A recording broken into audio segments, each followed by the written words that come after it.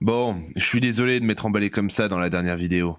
Ouais, tu peux l'être, ouais. Parce qu'heureusement que l'autre t'a stoppé, sinon on aurait vraiment pu avoir des problèmes. Hein. Tiens d'ailleurs, ça tombe bien que tu parles de lui parce que je le trouve assez envahissant.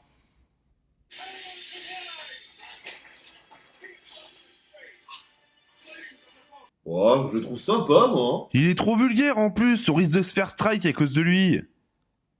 Mais crève, putain de ta race. Non, je vois pas du tout de quoi tu veux parler. Hein.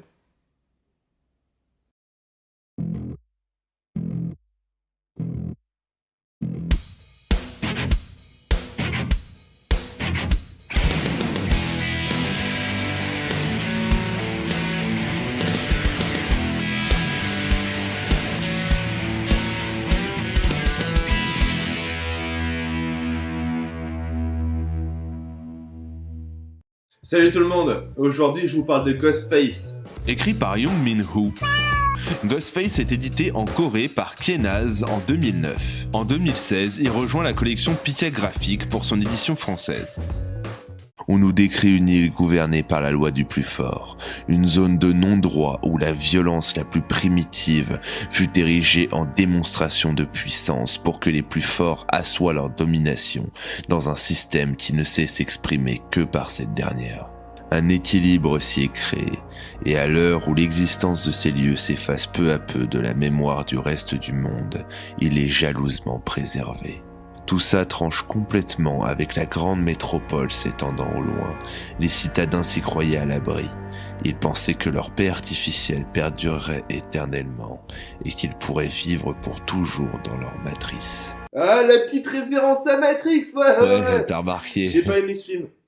Ah, ils étaient loin de se douter que le mal qu'ils cherchaient à contenir avait engendré un autre mal, bien plus grand.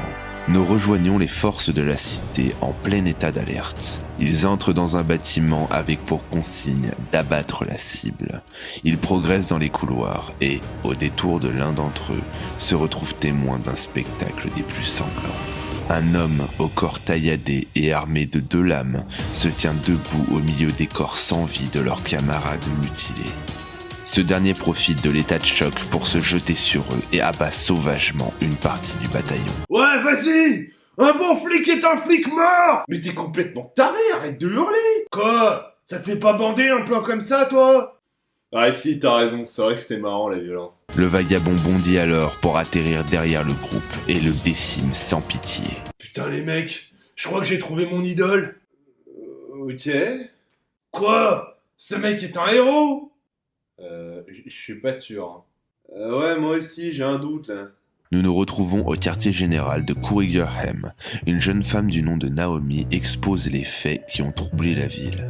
Elle rappelle à ses interlocuteurs que l'île de Shoto a pris son indépendance il y a 60 ans et que leur programme visant à y envoyer les criminels est suspendu depuis une dizaine d'années, mais que fort heureusement, leur accord de coopération n'a jamais été remis en cause. Elle poursuit en disant que le fugitif s'est introduit dans les locaux de leur branche pharmaceutique et a dérobé un échantillon. Attends, ils viennent forcer un sas blindé là? Elles sont faites en quoi ces épées? C'est pas la lame qui fait le héros, mais l'homme qui s'en sert. Boucher charcutier, ouais? Facho! Mais ta gueule! Un échantillon d'un produit qui avait déjà fait polémique quand il avait été découvert qu'il était destiné à des fins militaires. Pour mettre un terme au scandale, le groupe avait alors annoncé la fin des recherches à son sujet, mais les avait continuées dans le plus grand secret. Craignant pour leur image si la vérité devait être dévoilée, elle prit la décision de récupérer l'échantillon dérobé, et ce, à n'importe quel prix. Le directeur décide alors d'envoyer un groupe d'intervention supervisé par Naomi pour le récupérer sur l'île de Shodo. Il les envoie à la mort, là. Ah, complètement. Dans le bateau qui les conduit sur les lieux, les soldats semblent prendre la mission à la légère. L'un d'entre eux annonce même qu'il a renoncé à ses congés pour y participer. Tu sens les mecs pleins de zèle qui vont se faire charcuter un par un? Tellement, mec, ça va être une boucherie. Putain, ouais! Je vois à quoi ça ressemble leur île, ça a l'air trop bien! Il peut pas arrêter de hurler, lui? Bon, enfin, vu le pétage de cap que tu nous as fait la dernière fois, tu ferais mieux de te taire, toi. Oh, ça va, ça arrive à tout le monde, et puis j'étais pas dans mon assiette, j'ai pas mal de soucis en ce moment. Non, mais je t'arrête tout de suite, je m'en bats les couilles, mais tu peux même pas imaginer à quel point. T'es vachement dur avec lui. Il a dit que ça allait pas bien et tout. Ferme là ou je te remets une balle, toi, c'est clair? Bon, il est fini de gueuler l'autre? Bah! Le commando débarque alors sur l'île et décide de se séparer en 4 groupes pour chercher l'échantillon. La jeune femme leur donne alors la consigne d'éviter au maximum toute confrontation avec les autochtones, mais en cas de conflit, elle leur dit d'éliminer les témoins gênants. Peu de temps après, une équipe retrouve le voleur et appelle le reste de la compagnie. Mais plutôt que d'attendre les renforts, un soldat, gonflé d'orgueil, engage le combat seul. Les autres équipes qui s'étaient réunies pour lancer l'assaut perdent alors le contact avec leurs camarades. Ils se mettent alors en position, prêts au combat. Le vagabond surgit alors et se jette sur leur première ligne pour la réduire en charpie.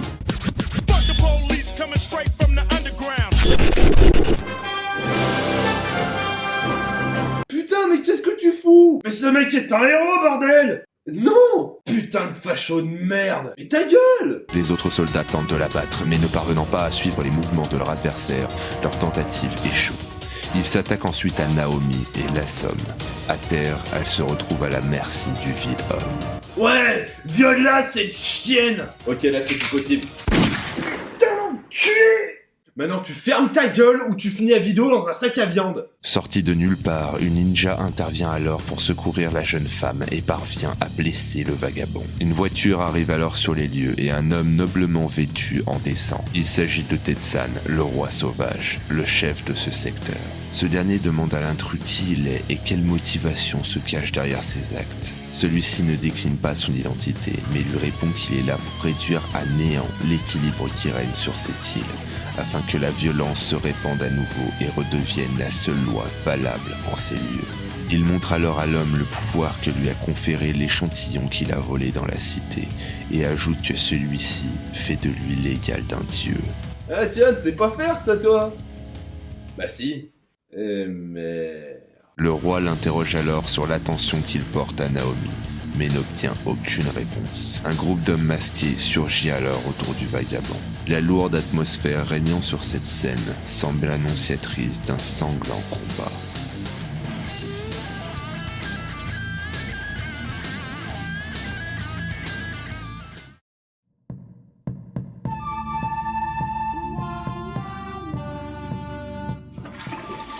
Oh, putain, ça fait du bien. Wow. Je vais te défoncer. Vas-y, essaye pour moi.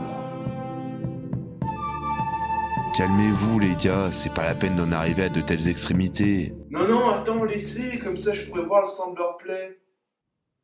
Il m'a passé l'envie, ce con. Ouais, moi aussi. On le défonce? Ouais, vas-y. Et go. Non, arrêtez les gars, c'était juste une blague. Petit poney, tu es tout gris, tout petit poney, petit poney. Petit poney, tu es tout gris, tout petit poney, petit poney. Ah, putain, ça défoule. Ouais, j'avoue, ça défoule pas mal. Bon, on se met au boulot? À toi l'honneur, je t'en prie. Déjà, je suis même pas sûr qu'on puisse considérer ce manga comme un manga en fait. Vous l'avez sûrement remarqué, mais les dessins sont quand même vachement éloignés de ce qu'on trouve habituellement dans un manga. Et le découpage est bizarre, spécial. Il y a une sorte de mise en scène très cinéma. Et c'est les comics qui font ça généralement. Et il y a aussi pas mal de posing. Et ça aussi, c'est surtout les comics qui le font. Arrête de chercher trop loin, c'est un comics coréen ton bouquin. Bah pas vraiment en fait, parce que quand on regarde la mise en page, bah c'est pas la même chose. Dans un comics, ça part quand même pas mal dans tous les sens. C'est limite anarchique par moment. Tandis que là non, là c'est vachement carré. Et même quand ça déborde, bah c'est assez léger en fait. Bah du coup c'est quoi? Bah j'en sais rien en fait. Mais dans un sens on s'en fout. L'important c'est que ce soit cool, non? Ouais, j'avoue. Et ce bouquin est cool. Il est cool déjà par l'aspect qu'il donne à la violence dans la société. Il la montre comme un animal qui se trouve au fond de chaque homme. Une espèce de sauvagerie que la société exècre et dont elle veut à tout prix se débarrasser. Sans se rendre compte qu'elle fait partie intégrante d'elle-même. Et on a l'exemple de deux sociétés. La première, c'est entre guillemets la nôtre. basé sur le capitalisme et l'ordre social dans lequel l'individu n'est qu'une suite de nombres sur un relevé de banque ou sur un écran. Un monde dans lequel la misère n'a pas sa place et est combattue. Et la deuxième, c'est une société dans laquelle les plus forts ont pris le pouvoir par la force, où des clans qu'on pourrait très facilement apparenter à des gangs se partagent le territoire et mettent l'honneur et la justice au centre de leurs préoccupations, et qui règlent tous leurs problèmes par des bains de sang. Donc pour résumer, d'un côté on a la superficialité, l'égocentrisme et l'hypocrisie, et de l'autre on a la violence et l'honneur. C'est bon ? En gros c'est ça. Mais ces deux mondes complètement différents sont aussi les deux faces d'une même pièce. Et moi j'y vois aussi une représentation des deux classes principales de notre société. Waouh. Moi j'avais juste vu un chauve découper des flics avec des épées. Justement, ça c'est la représentation de la nature sauvage de l'homme qui essaye de bouleverser l'ordre établi par la classe dominante. Révolution ! Oh, tout doux Mélenchon, le développement de l'histoire va dans l'autre sens. Cette œuvre nous balance pas ça comme ça, sans nuance. Le roi sauvage et Naomi vont chercher à comprendre les agissements de Ghostface pour pouvoir le contrer. Parce que l'anarchie n'est pas une solution viable, l'ordre doit subsister. Putain, ça casse tout! En clair, cette œuvre est géniale. Mais il y a quand même quelques points négatifs. Le premier, c'est quelque chose qu'on trouve dans pas mal d'autres œuvres, c'est que c'est beaucoup trop court.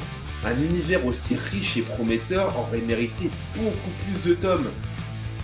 Et le deuxième, c'est le virilisme complètement abusif dont il fait preuve. Les personnages sont presque tous des hommes. Et les seules femmes qu'il y a sont soit au service d'un homme, soit sont des potiches complètement horribles qui bitent absolument rien de ce qui se passe autour d'elles, soit des archétypes qu'on a vus 10 000 fois et qui personnellement m'agacent au plus haut point. On va passer sur les deux premiers pour s'attarder sur le dernier. Pour ça, on va prendre l'exemple de Hazel.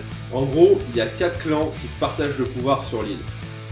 Et quand on nous les présente avec leur chef, ça donne ça.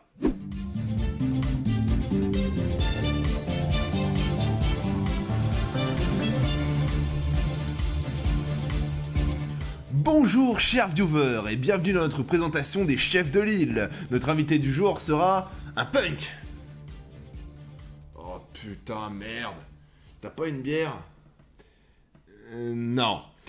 Et on commence tout de suite avec notre premier candidat. Pour commencer, on a le clan des Blacks musclés vénères qui sont dirigés par un gros mafieux balafré qui mange des bananes. On commence avec du classique, des Blacks musclés qui mangent des bananes. Psst, t'as pas une bière ? Ensuite, on a le clan des moines Shaolin qui arrive en Mercedes des années 60 avec à sa tête un psychopathe violet avec un éventail. Apparemment, la logique est de la partie. Tout le monde sait que les moines Shaolin sont des dangereux psychopathes qui aiment le vintage.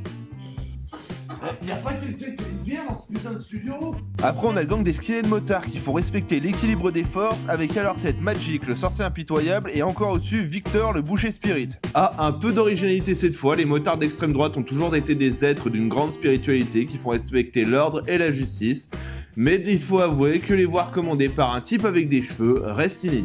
Monsieur, qu'est-ce que vous faites ? Je cherche une bière. Mais arrêtez, c'est les vestiaires des femmes ! Eh grognasse, t'as pas une bière? Et en dernier, je vous le donne en mille, le clan des bonasses en simili-cuir qui arrive dans des Ferrari avec des couleurs aussi variées que celles du drapeau de la Gay Pride. La compréhension est palpable sur ce dernier candidat, en effet une femme n'a pas sa place ici, qui va s'occuper de la cuisine et des enfants en son absence. C'est une grosse erreur de la part de l'auteur. Et vous, qu'en pensez-vous mon cher ami ? Hein ? Non, moi je trouve qu'elle est bonne. Ouais, je sais, il en manque un, mais on s'en fout. C'est le genre d'archétype de personnage féminin que j'ai vu tellement souvent que je comprends même pas qu'un mec se dise à un moment donné qu'il va mettre ça en pensant que c'est une bonne idée. Et pour ceux qui n'ont pas compris et qui voudraient hurler, misogyne! Je vais développer. Le background des motards par exemple, c'est qu'il faut respecter la justice et l'équilibre des forces sur l'île. C'est pas forcément le premier truc auquel on pense quand on voit leur gueule et quand on voit un gang de motards en règle générale. Le background des filles, c'est qu'elles sont ultra violentes. Niveau profondeur, elles repasseront. Hein. Ne sortez pas cette phrase de son contexte, s'il vous plaît. Les 5 clans et leurs chefs ont tous leur originalité et sont tous intéressants. Sauf elle. Si c'est ça l'image que vous avez de la femme forte et que vous voulez mettre dans votre bouquin, à la rigueur, ne le mettez pas. Ne mettez pas de femme forte à la rigueur, c'est tout aussi bien. Voire mieux. Le fait de mettre un personnage féminin n'est pas intéressant en soi. C'est le fait de mettre un personnage intéressant qui est intéressant. Masculin ou féminin, peu importe. Je vais prendre pour exemple Gali de Gun. Ce personnage est juste génial. Il n'est pas génial parce que c'est une fille. Il est génial parce qu'il a un caractère, une psychologie, une histoire, une évolution. Ça aurait été un mec, ça n'aurait rien changé. C'est pas le sexe d'un personnage qui crée l'intérêt qu'on va lui porter. Sauf si elle a des gros boobs. Là, ok. Et c'est là que je me rends compte en fait que le côté viriliste de ce bouquin, c'est peut-être encore une caricature de notre monde. Un monde fait par des hommes, pour des hommes. Enfin bref. Bon, on va arrêter là parce que la vidéo commence à être longue. Et que niveau spoil, je commence à arriver dans la zone rouge là. Tiens, j'ai trouvé un tampon si tu veux.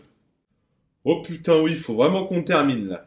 En bref, Ghostface c'est une œuvre qui caricature notre monde à travers un univers sombre et mature et qui cherche à faire passer des messages forts.